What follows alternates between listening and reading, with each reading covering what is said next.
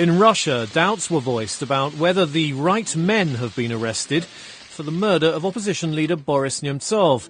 The comments came a day after the suspects appeared in a Moscow court.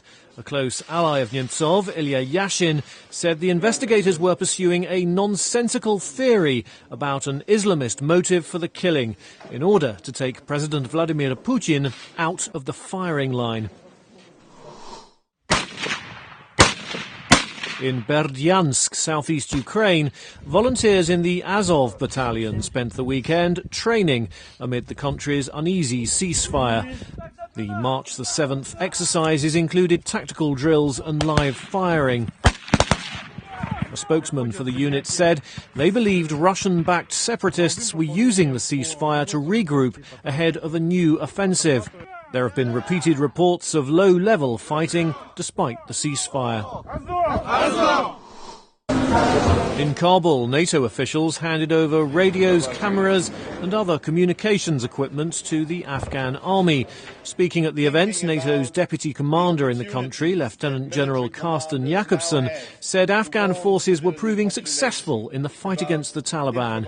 NATO forces stepped back from their combat role in Afghanistan in December, leaving a reduced force of 12,000 to continue work training Afghan troops.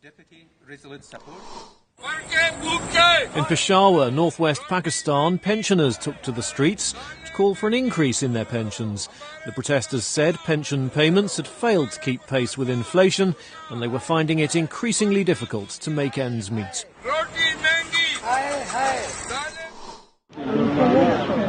Also in Peshawar, police paraded people they've arrested as part of a crackdown on street gangs.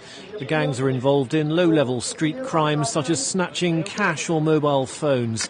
The police said the alleged criminals had been armed and had carried out dozens of robberies in recent weeks.